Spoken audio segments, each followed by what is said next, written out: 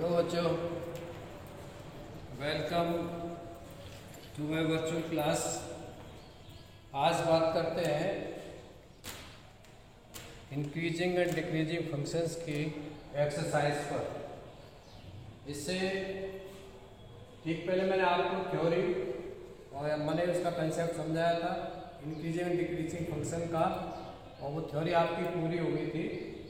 और उसमें मैंने आपको ये बताया था कि कोई भी फलन, दो तरीके से मैंने फलन को इंक्रीजिंग और डिक्रीजिंग बताया था। उसमें पहले तो ग्राफिकली ये बताया था और उसके बाद मैथमेटिकल डेफिनेशन दी थी कि फलन आपका कब इंक्रीजिंग और डिक्रीजिंग कहलाता है। और फिर उसके बाद में थ्योरम के माध्यम से बताया था कि कोई भी फलन आपका f(x) कंटिन्यूअस है क्लोज इंटरवल ए बी में और ओपन इंटरवल ए बी में डिफरेंशिएबल है।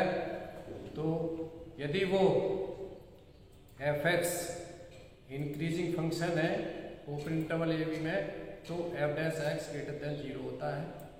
ये आपकी नेसेसरी कंडीशन थी। सफिशिएंट कंडीशन में ठीक उसका उल्टा था कि फंक्शन इंक्रीजिंग f'(x) यदि f'(x) ग्रेटर देन 0 होता है तो फिर वो स्ट्रिक्टली इंक्रीजिंग होता है। तो आप इसको ऐसे कह सकते हैं कि फंक्शन f(x)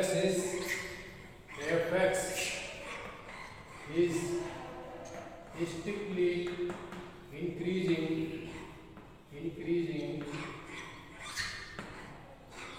on AB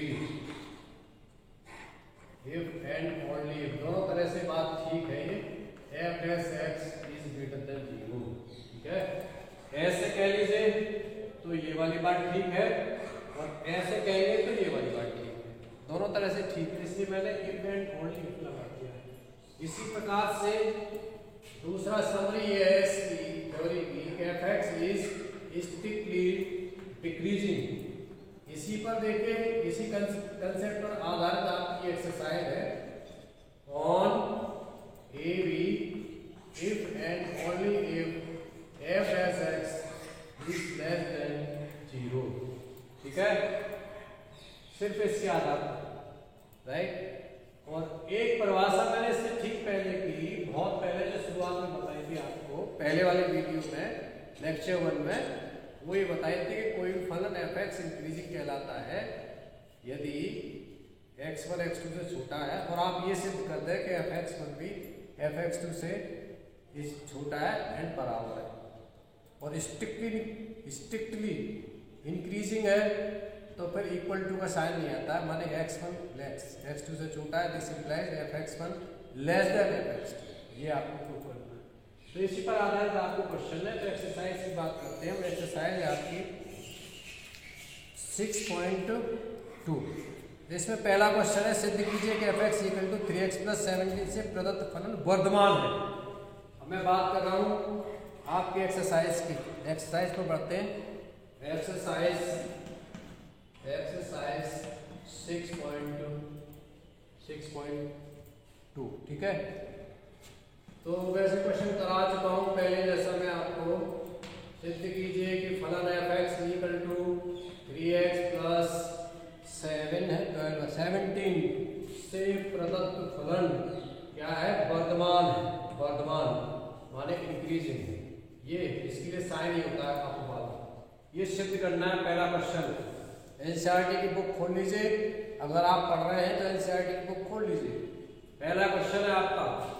तो देखिए सीधा सीधा इसके लिए मैंने आपको बताया था कि मान लीजिए किसी ये r पर पूछा है। r यहाँ पे इंटरवल क्या है आपका?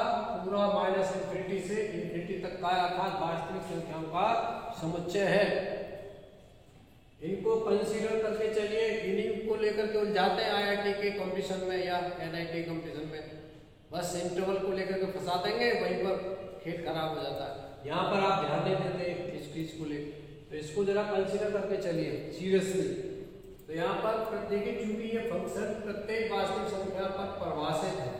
क्या मतलब है इसका परिभाषित है? इसका मतलब ये है कि कोई भी मान रखिए आप इसमें x की जगह +k - k अपॉन वाले कुछ भी मान रखिए, जो रियल नंबर्स होना चाहिए। जो भी रियल नंबर्स होते हैं उनमें कोई भी मान उठा लीजिए x का, f इसकी वैल्यू देगा, निश्चित मान आएगा।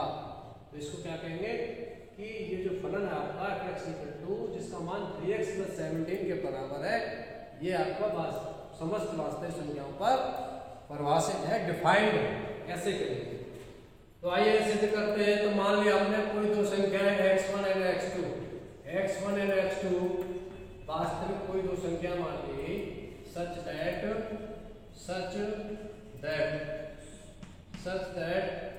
x1 is less than x2। ठीक है। अब देखिए इसमें मूल फंक्शन पर आइए, 3 से मल्टीप्लाई कर दीजिए दोनों तरफ, 3x1 less than 3x2, फिर दोनों तरफ 17 जोड़ दीजिए, 3x1 + 17 less than 3x2 + 17। ठीक है। तो ये हो गया आपका f(x1) is less than f(x2) हो गया। तो ये तो होती है परिभाषा, x1 less than x2 implies f(x1) less than f(x2)। तो आप कहते हैं फंक्शन आपका क्या है, गिवन फंक्शन इज इंक्रीजिंग, और वो भी क्या है आपका यहाँ पे स्ट्रिक्टली इंक्रीजिंग है, स्ट्रिक्टली इंक्रीजिंग ऑन आर। पहला क्वेश्चन। इसी प्रकार से सेकंड क्वेश्चन आपका f(x) = e⁻²x। यहाँ भी x1 और x2 दो एलिमेंट मानिए r के, बिल्कुल ऐसे कर दीजिए, x1 less than x2, फिर यहाँ पे लिख दीजिए e⁻²x1 less than e⁻²x, बिल्कुल फिर उसको लिख दीजिए f(x1) less than f(x2), आपका रिजल्ट आ गया। माने f(x) is strictly increasing on r, ये सिद्ध हो गया आपका। ठीक है, कुछ नहीं है सेकंड क्वेश्चन में, बिल्कुल सेम। यहाँ पर सिर्फ इतना करना पड़ेगा, e⁻²x1 less than e⁻²x। क्यों होगा ऐसा, क्योंकि e की वैल्यू 1 से बड़ी होती है। मैं ऐसा ही सेम एग्जाम्पल आपको वीडियो 1 में करा चुका हूँ, उसको देख लीजिए। और अब बात करते हैं क्वेश्चन नंबर 3 की। तो देखिए मैंने आपको बताया था कि इस वाले चैप्टर में 2 तरह के क्वेश्चन होंगे। 2 types of question will be arises here.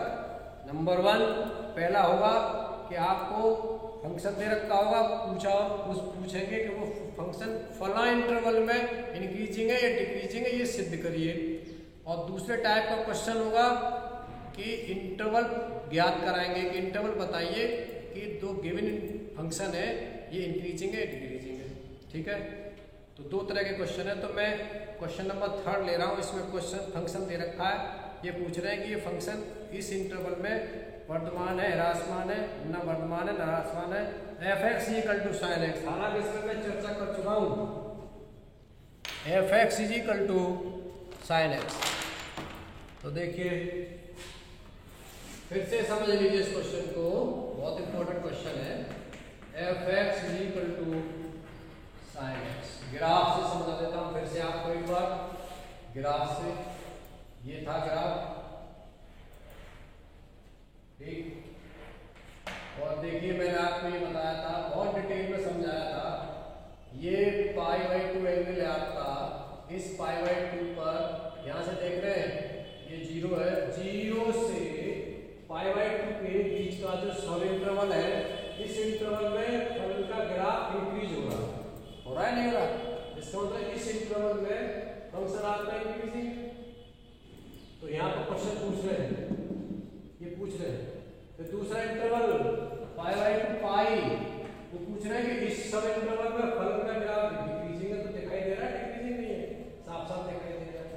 ठीक है, और फिर पूछ रहे हैं 0 से लेकर के π इस पूरे इंटरवल में, तो इस पूरे इंटरवल में फंक्शन आपका ना इंक्रीजिंग और ना डिक्रीजिंग। जब एक इंटरवल दे रखा है, उसके आपने 2 इंटरवल बना लिए सब इंटरवल, और उन दोनों सब इंटरवल में एक सब इंटरवल में ग्राफ आपका यानी फलन जो है वो इंक्रीजिंग है, और दूसरे सब इंटरवल में डिक्रीजिंग है। तो फिर उस पूरे इंटरवल में फंक्शन आपका न इंक्रीजिंग होगा न डिक्रीजिंग होगा। ये मैं आपको बता चुका हूँ पहले। अब क्वेश्चन क्या है आपका, क्वेश्चन ये है कि सिद्ध कीजिए f(x) = sin x से प्रदत्त फलन नंबर 1 इस इंटरवल में 0 से π/2 में इंक्रीजिंग फंक्शन है।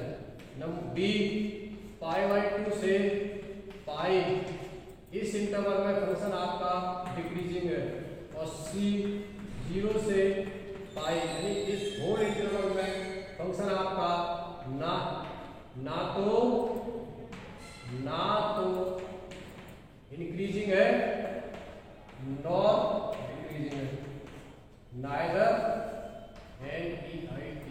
नाइदर फंक्शन आपका इंक्रीजिंग है नॉर डिक्रीजिंग, ये पूछा। तो क्वेश्चन तो आपका हो गया, लेकिन हम थ्योरम के माध्यम से इस वाली परिभाषा से इसको बताएंगे मैथमेटिकली कैसे करेंगे। ग्राफिकली तो मैंने बता दिया। आइए तो देखिए, सबसे पहले क्या करें, इसका f डैश x निकालें। ठीक है, फंक्शन को इंक्रीज होने के लिए क्या कंडीशन है, f डैश x की वैल्यू 0 से बड़ी होनी चाहिए। ठीक है, चलिए आइए बात करते हैं। पहला केस ये, फॉर द फंक्शन, आप लिख सकते हैं for the function to be increasing, to be strictly increasing. मैंने आपको बताया, आप पूरे चैप्टर में स्ट्रिक्टली इंक्रीजिंग को इंक्रीजिंग लिखेंगे और स्ट्रिक्टली डिक्रीजिंग को स्ट्रिक्टली डिक्रीजिंग लिखेंगे। निरंतर वर्तमान को केवल वर्तमान लेके चलेंगे और निरंतर ह्रासमान को केवल ह्रासमान कह करके चलेंगे। तो कंफ्यूजन में मत पड़िएगा, ये NCERT है, बहुत शॉर्ट में बात करती है। गागर का पूरा सागर भरते हैं ये, इसलिए कंफ्यूज होने की आवश्यकता नहीं है। स्ट्रिक्टली इंक्रीजिंग, स्ट्रिक्टली इंक्रीजिंग होने के लिए क्या कंडीशन है, f dash x greater than 0। आप हिंदी में इस तरह से लिख सकते हैं, वर्तमान होने के लिए, वर्तमान फलन को वर्तमान होने के लिए f dash x greater than 0 होना चाहिए। यानी यह सिर्फ इतना लिख दीजिए, f dash x greater than 0। ठीक है, तो f डैश x निकालिए, इसका f डैश x क्या है, -4, तो sin x का कितना हो गया, cos x। ठीक हो गया। अब आप बताइए कि जो cos x है, यहाँ पर आप देख रहे हैं cos x जो होता है इस इंटरवल में क्या पॉजिटिव नहीं होता है, इस इंटरवल में। चलिए इसे छोड़िए आप, और मैं आसन कर देता हूँ उसको। पहले मैं इंटरवल की बात कर लेता हूँ। ये इंटरवल है आपका, ये तो ठीक है, x की वैल्यू 0 होनी चाहिए। अब मैं बात करता हूँ कि पहले इंटरवल क्या है, 0 से लेकर के पाई तक। x की वैल्यू, x क्या है यहाँ पर, इंटरवल, इस इंटरवल में लेते हैं तो cos x क्या होता है इसमें, इस इंटरवल में cos x 0, 30, 45, 50, 60, सब 0 से लेकर पाई के बीच में cos x वैल्यू होती है, अर्थात 0 से बड़ी होती है। और cos x क्या है आपका, cos x आपका f dash x 0 greater than 0। बात प्रूव हो गई आपकी, क्या हो गई, बात आपकी प्रूव हो गई। ठीक है, अब है आपका सेकंड वाला, π/2 से पाई में ह्रासमान है, π/2 से पाई में ह्रासमान है, देखिए दिखाई दे रहा है, डिक्रीजिंग फंक्शन है। तो अब देखिए सेकंड इंटरवल की बात करते हैं जरा। सेकंड क्वाड्रेंट में π/2 है, x equal to π/2, x equal to pi है आपका। तो π/2 से पाई में cos x क्या होता है, cos x, f dash x की वैल्यू क्या है, cos x आएगी ना। तो cos x ASBC के अकॉर्डिंग, ASBC, तो सेकंड क्वाड्रेंट में साइन पॉजिटिव होता है, cos कोसाइन पॉजिटिव होता है, cos तो फिर नेगेटिव हो गया, तो क्या लिखेंगे, b interval x for x goes to 0 to π/2 to pi, π/2 to pi, cos x क्या होता है, नेगेटिव होता है, नेगेटिव मीन्स लेस देन 0 होता है।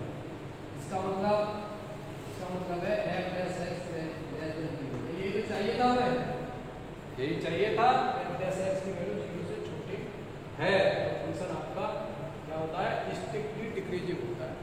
तो इस इंटरवल में फंक्शन की स्थिति क्या आ गई, इस इंटरवल में फंक्शन आपका डिक्रीजिंग हो गया।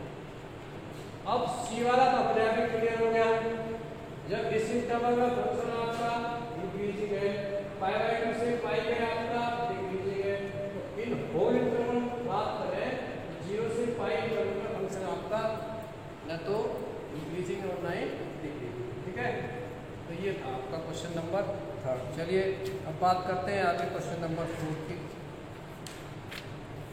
अंतराल ज्ञात की, इसमें अंतराल ज्ञात करा रहे हैं। मैंने बताया ना 2 तरह के क्वेश्चन है आपकी इस एक्सरसाइज में।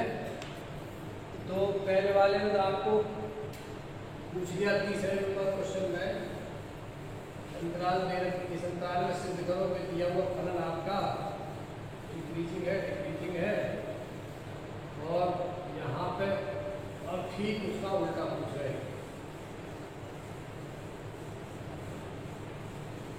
क्वेश्चन नंबर 4, अंतराल ज्ञात कीजिए f(x) = 2x² - 3x से प्रदत्त फलन f वर्तमान और ह्रासमान। अब इसमें अंतराल ज्ञात कर रहे हैं। क्वेश्चन नंबर 2 इंटरवल ज्ञात कराना है, find out the interval f(x) = 2x² - 3x। f(x) = 2x² - 3। देखिए आप जानते हैं कि थ्योरम बताई थी मैंने कि किसी भी फंक्शन के इंक्रीजिंग के लिए f(x) की वैल्यू 0 से बड़ी होनी चाहिए। ठीक है, तो यहाँ पर लिखेंगे आप और फंक्शन टू बी इंक्रीज होने के लिए, ठीक है, टू बी इंक्रीजिंग या increasing f(x) greater than 0, right. f(x) क्या आएगा इसका 4x - 3 greater than 0, ठीक आ गया। अब देखिए ये 4x - 3 आपका ग्रेटर देन 0। जब क्रिटिकल पॉइंट ज्ञात करते हैं, क्या करते हैं क्रिटिकल पॉइंट कैसे ज्ञात करते हैं, f(x) को 0 मान लेते हैं, क्रिटिकल पॉइंट निकाल लेते हैं। तो 4x - 3 f(x) की वैल्यू 4x - 3 = 0 हो गया। इसका मतलब x = कितना हो गया 3/4 हो गया। ठीक है, अब रियल लाइन पर क्रिटिकल पॉइंट को नोट करेंगे। ये वैल्यू है 3/4। ठीक, इधर तो आपका इंफिनिटी है, इधर -इंफिनिटी है रियल लाइन पर। तो ये 2 इंटरवल है, एक इंटरवल आपका ये वाला, एक इंटरवल आपका ये वाला अंतराल, और एक इंटरवल -इंफिनिटी से लेकर के 3/4 वाला है, और दूसरा 3/4 से लेकर के इंफिनिटी वाला इंटरवल है। तो देखते हैं इस वाले इंटरवल में क्या स्थिति है फलन की, -इंफिनिटी से 3/4 में फंक्शन इंक्रीजिंग है डिक्रीजिंग है। तो देखिए इससे ठीक पहले कोई भी वैल्यू आप रख लीजिए, और एक इंटरवल हो जाएगा आपका 3/4 से इंफिनिटी। 3/4 से 3/4 का मतलब कितना हो गया, लगभग 1 से कम हो गया।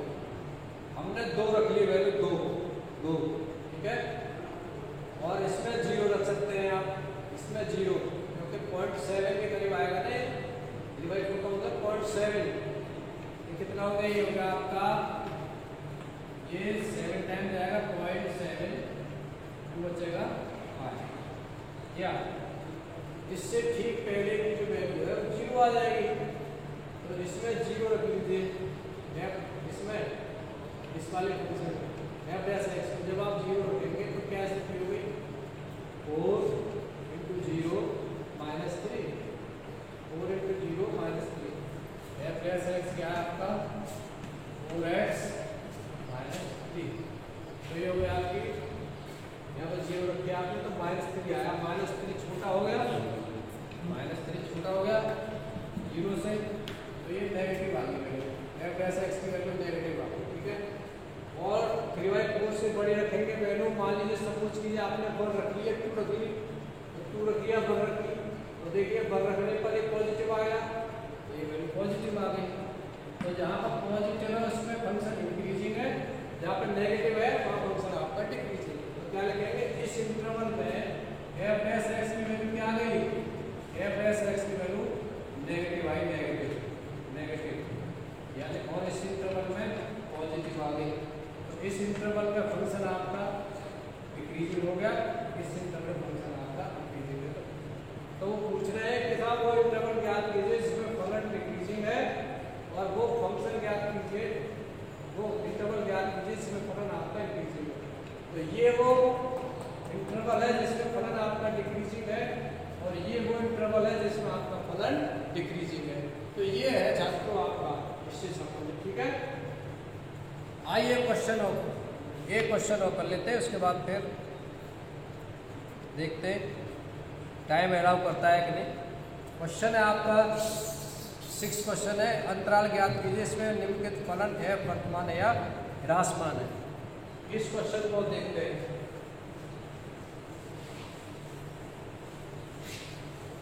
Question number 6, question number 6, question number 6 है आपका f(x) = x² + 2x - 5। f(x) = x² + 2x - 5। ये देखिए f(x) कितना हो गया, f(x) हो गया आपका 2x + 2 हो गया, राइट, 2x + 2, और f(x) = 0 पर है तो कितना आएगा, देखिए 2x + 2 = 0, अर्थात x + 1 = 0, वन ले लिया मैंने, और x कितना आ गया -1।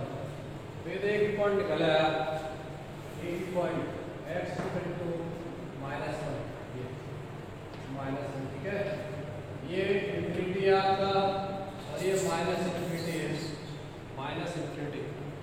तो यहाँ पर देख रहे हैं -1 से लेकर के -इंफिनिटी से लेकर के -1 एक इंटरवल हो गया आपका -1, और दूसरा इंटरवल हुआ आपका -1 से इंफिनिटी वाला।